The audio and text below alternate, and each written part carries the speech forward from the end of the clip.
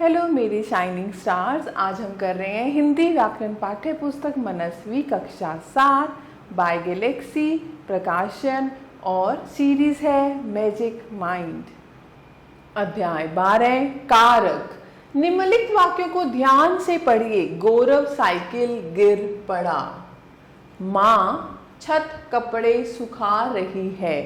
बच्चों, उपर्युक्त पंक्ति को पढ़ने में अधूरापन है और ना ही इनका अर्थ समझ में आ रहा है। अब इन्हें इस प्रकार से लिखते हैं। गौरव साइकिल से गिर पड़ा, माँ छत पर कपड़े सुखा रही है। अब इनका अर्थ समझ में आ रहा है।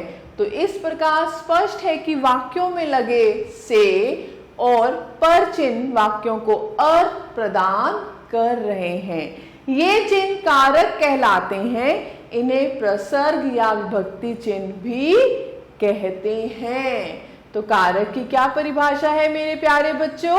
कारक की परिभाषा है संज्ञा या सर्वनाम के जिस रूप से उसका संबंध वाक्य के अन्य शब्दों विशेषकर क्रिया के रूप से जाना जाए उसे कारक कहते हैं। अब हम करते हैं कारक के भेद। कारक के 8 भेद होते हैं। कर्ता, कर्म, करण, संप्रदान, अपादान, संबंध, अधिकरण, संबोधन। तो अब हम करते हैं कर्ता कारक। संज्ञा या सर्वनाम के जिस रूप से कार्य करने वाले का बोध हो उसे कर्ता कारक कहते हैं। वरुण गेंद पकड़ रहा है। निधि ने पत्र लिखा। उपयुक्त वाक्यों में बताइए कि पकड़ने और लिखने का कार्य करने वाले कौन कौन हैं? इन दोनों वाक्यों में क्रिया करने वाले वरुण और निधि हैं, अतः ये कर्ता कारक है।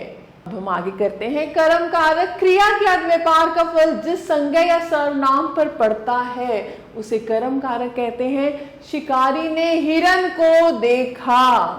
प्रज्ञा कहानी लिख रही है। यहाँ दिए गए वाक्यों में देखने और लिखने का फल क्रमशः हिरन और कहानी पर पड़ रहा है, इसीलिए ये कर्म कारक है। तीसरा है करण कारक। कर्ता जिस साधन के द्वारा कार्य करता है उसे करण कारक कहते हैं। जानवी रस्सी से कूद रही है। लड़का हॉकी से खेल रहा है। ऊपर लिखे वाक्यों में किससे खेल रहा है, किससे कूद रही है आदि प्रश्न करने पर उत्तर में हॉकी और रस्सी मिलते हैं। ये कार्य करने के साधन हैं। इन साधनों के द्वारा क्रिया संपन्न हो रही है, इसीलिए ये करण कारक है। चौथा है संप्रदान कारक। कर्ता जिसके लिए कुछ कार्य करता है अथवा कुछ देता है उसे बताने वाला रूप संप्रदान कारक कहलाता है। पिताजी सबके लिए उपहार लाए। माँ ने अतिथि को पानी पिलाया। उपयुक्त वाक्यों में किसके लिए और किसको प्रश्न पर सबके लिए और अतिथि के लिए उत्तर मिलता है, अतः ये संप्रदान कारक है। कर्म कारक तथा संप्रदान कारक में क्या अंतर है? दोनों में को प्रसर्ग का प्रयोग होता है। संप्रदान कारक में देने का भाव मुख्य होता है, जबकि कर्म कारक में क्रिया के प्रभाव का भाव होता है। जैसे गोपाल ने राधा को बुलाया, तो यहाँ पर क्या है? कर्म कारक। और गोपाल ने राधा को खिलौना दिया, यहाँ पर देने का आप देख रहे हैं, देने की क्रिया है, तो यहाँ पर संप्रदान कारक। राधा के लिए गोपाल ने यानी राधा के लिए खिलौना दिया, तो यहाँ पर क्या है? संप्रदान कारक। पांचवा है अपादान कारक। संज्ञा या सर्वनाम के जिस रूप से एक वस्तु का दूसरे से अलग होना पाया जाए वह अपादान कारक कहलाता है। वृक्ष से पत्ते गिरते हैं, अलग हो गए वृक्ष से पत्ते। गंगा हिमालय से निकलती है। ऊपर लिखे गए वाक्यों में पत्तों का पेड़ से और गंगा का हिमालय से अलग होना दर्शा रहा है, इसीलिए ये अपादान कारक है। अब करण कारक और अपादान कारक में क्या अंतर है? दोनों में से लगता है, लेकिन अंतर क्या है? करण कारक तथा अपादान कारक दोनों का विभक्ति चिन्ह से है, परंतु करण कारक में से किसी साधन से काम करने का सूचक होता है, जबकि अपादान कारक में से अलग होने का सूचक होता है। जैसे पेड़ से पत्ते गिरते हैं, इसमें पेड़ से पत्ते अलग हो रहे हैं, तो इसमें अपादान कारक है।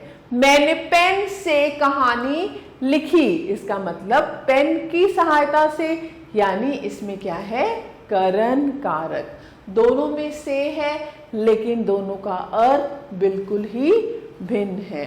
अब आप देखें, संबंध कारक संज्ञा अथवा सर्वनाम के जिस रूप से किसी वस्तु का दूसरी वस्तु से संबंध प्रकट हो वह संबंध कारक कहलाता है। मेरी बहन विद्यालय गई, महाराजा दशरथ अयोध्या के राजा थे।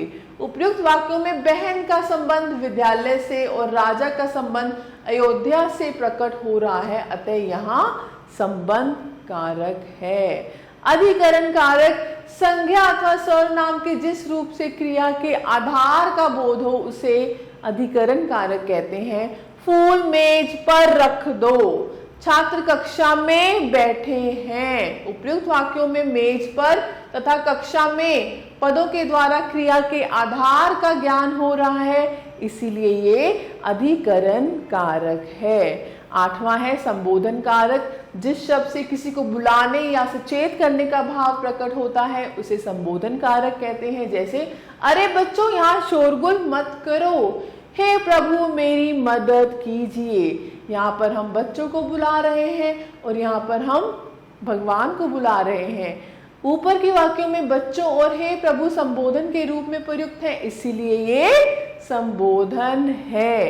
तो आप ऐसे कंठस्थ कर सकते हैं, ऐसे याद कर सकते हैं। कर्ता ने कर्म को करण से, संप्रदान के लिए अपादान से, संबंध का के की, अधिकरण में पर, संबोधन हे अरे हरि। तो आप इसको अच्छे से कंठस्थ करिए, क्योंकि आगे भी आपको ये बड़े ही सहायक होंगे। चलो अब हम दोहराते हैं बच्चों। संज्ञा या सर्वनाम के जिस रूप से उसका संबंध वाक्य के दूसरे शब्दों से जाना जाता है उसे हम कारक कहते हैं। कारकों की पहचान के लिए जो चिन्ह निश्चित किए गए हैं उन्हें विभक्ति चिन्ह कहते हैं। और कारक के 8 भेद होते हैं: कर्ता, कर्म, करण, संप्रदान, अपादान, संबंध, अधिकरण, संबोधन। एक बार फिर से, कर्ता ने कर्म को करण से, संप्रदान में के लिए, अपादान से, संबंध का के की, अधिकरण में पर, संबोधन हे अरे हरि। तो आपके पास अब आपकी बारी है। प्रश्न 1 निम्नलिखित प्रश्नों के उत्तर दीजिए। आप इन प्रश्नों को करेंगे। प्रश्न 2 रिक्त स्थानों की पूर्ति कीजिए। क मेज पुस्तक रख दो, मेज पर पुस्तक रख दो। तो यहाँ पर हमने कौन सा कारक लगाया है? अधिकरण, में या फिर पर। शिष्य खालिस्तान, अपने गुरु खालिस्तान आज्ञा माननी चाहिए। शिष्य को अपने गुरु की आज्ञा माननी चाहिए। शिष्य को अपने गुरु की आज्ञा माननी चाहिए। तो यहाँ पर हम को की लगा रहे हैं, तो यहाँ पर क्या है? संबंध कारक। तो ऐसे ही आप और कर सकते हैं। प्रश्न 3 सही विकल्प पर सही का निशान लगाइए। कारक के भेद होते हैं कितने? कारक के 8 भेद होते हैं। ग किसी के लिए किया गया कार्य कहलाता है क्या? संबंध, संप्रदान या अपादान के लिए, तो संप्रदान कारक। यहाँ पर क्या आएगा मेरे प्यारे बच्चों? संप्रदान कारक। कारकों की पहचान के जो चिन्ह निश्चित किए जाते हैं वे हैं विभक्ति चिन्ह। तो ऐसे ही आप प्रश्न 4 कर सकते हैं। नीचे दिए गए वाक्यों में विभक्ति कारक चिन्ह छांट कर कारक के भेद लिखिए। तो यहाँ पर आप कारक के भेद लिख सकते हैं। प्रश्न 5 है, अशुद्ध वाक्य हैं, इनको शुद्ध कीजिए। मोहन को एक नौकर है, मोहन का एक नौकर है। बाघ गुफा में बाहर निकला, बाघ गुफा से बाहर निकला। मुझे चला नहीं जाता, मुझसे चला नहीं जाता। ऐसे प्रश्न 6 हैं, निम्नलिखित कारक चिन्हों का वाक्यों में प्रयोग कीजिए। तो आप कर सकते हैं। ऐसी एक गतिविधि है, अपने पसंद के किसी विषय पर एक अनुच्छेद लिखते हुए उसमें आए विभक्ति चिन्हों को रेखांकित कीजिए। तो मैं आशा करती हूँ आपको ये अध्याय अच्छे से समझ आए होंगे। तो मेरा तहे दिल से आप सभी बच्चों का धन्यवाद और आप स्वस्थ रहिए, खुश रहिए।